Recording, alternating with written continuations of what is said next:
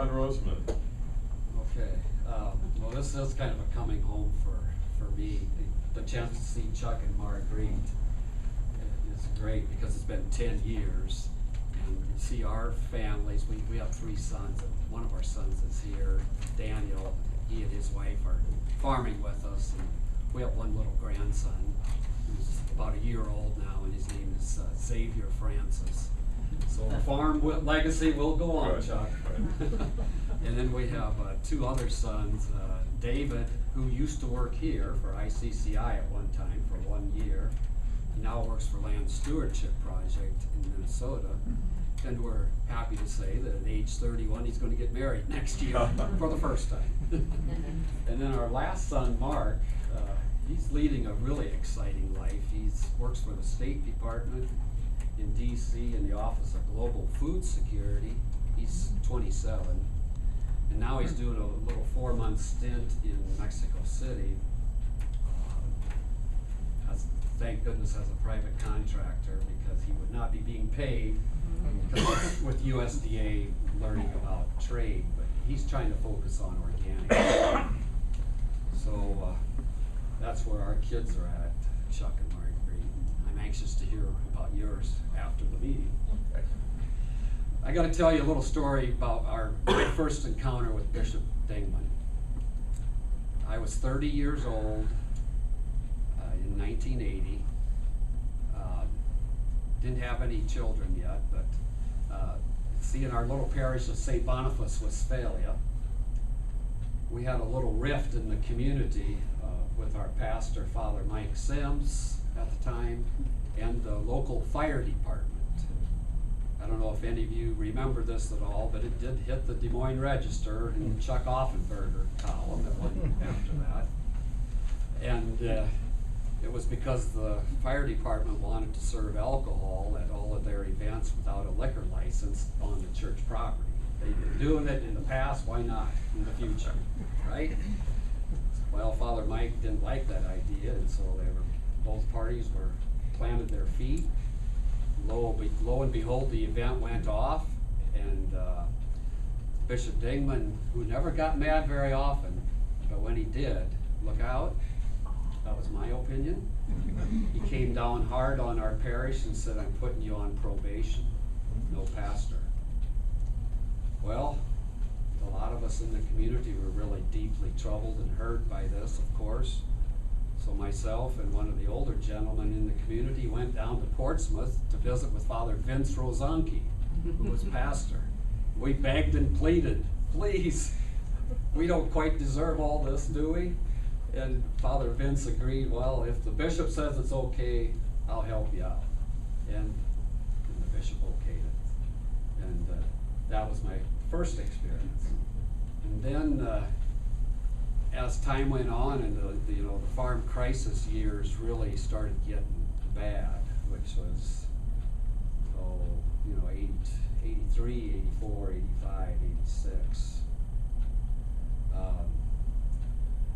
We were also facing that, not to the extent that some of the farmers like Bob in this room here tonight, like Bob Sullivan were. But we had a lot of struggles then. I was only 30 years old. My dad died that spring. My dad was a wonderful man. He was born in 1907. So I had the chance to grow up learning how to farm in the 60s yet with Belgian draft horses, which was really cool. And I learned how to thrash and drove a team of horses when I was 6. So I learned the old ways of farming as well as the new ways of farming by attending Iowa State University in ag, and ended up with a degree in biology, which that all plays with this later on in my life of being an organic farmer. But what I want to say about Bishop Dingman is this. I've always thought of him as a prophet. If there was ever a man that I've had the chance to know that I could say was a prophet, Bishop Dingman certainly comes the closest, I feel. And Frank, bless Frank for this. I don't know where you found these 3 speeches I can't believe I still had them too. They are. Chuck, you had something to do with that, didn't Those- you? I gave it to you. Yes, that's how it happened. I got to hear one of those speeches at the rally in Ames in '85. I was Yep. there. I never heard the other two. But I finally read these just this morning to prepare for tonight. And I read them and I followed along, and the credit goes to Greg Cusack too. And I wonder where what happened to Greg. Does anybody know? Yeah, he's living right on the river in Bellevue, Iowa. Okay. I see him every rare once in a while. Yeah. But when I read these speeches, I just could see Bishop Dingman with this oratorical voice and this prophetic ministerial voice, slowly reading these lines, and I felt very much taken back to that time, very moved. And I would honestly say that these are three of the most important documents about farming, social justice, and farming issues in the since the Depression years. And that says a lot, but I think we need to find a way to maybe get these papers. Man, I think they're good, but love is blinding you, brother. I think you're... No, I don't think it is. Okay, I'm with you. I don't think it is. Now, when I get the chance to talk about what's in there and compare it to today, then I hope I can make that a little more clear. I won't say much more for now, but Bishop Dingman's humility, and he always made you feel so welcome. Like one time he was in Westphalia and we had David and Daniel, you were little. He said, I want to come out and see you kids after church. Have a bowl of soup with you. And that's what he did. And we still got the pictures of him holding David and you. David, I think, was like 84 or something. You were about 1 year old. And I remember you guys sitting on the couch and he was reading to you. It's just pulls at your heartstrings. So, the last thing I will say is that at Bishop Dingman's funeral, I got a chance to talk to a reporter from the Des Moines Register, and he asked me what I thought of Bishop Dingman, and my first words were, he was a man of the people, and it ended up being the headline in the Register. So I felt pretty proud of having that opportunity to give my thoughts about him.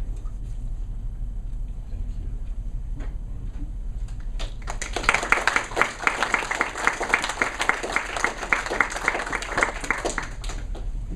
I might interject just a couple of things that come to mind.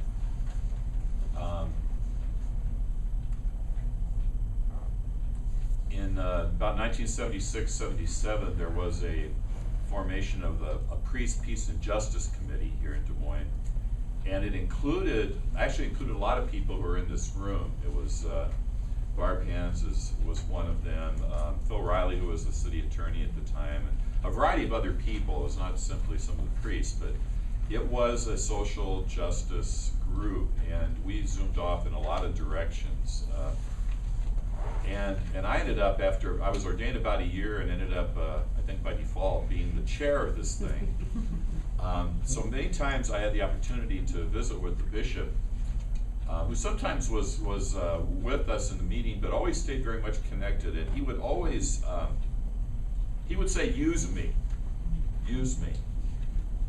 And always, I am behind you. The trust that he would put in so many of us in this room was just amazing. It was absolutely amazing. And I remember thinking about that, because I didn't know what that guy was doing at that point. But that trust was there, and it was very powerful, incredibly powerful. We will shift gears, and Ron, you're loaded for bear right here.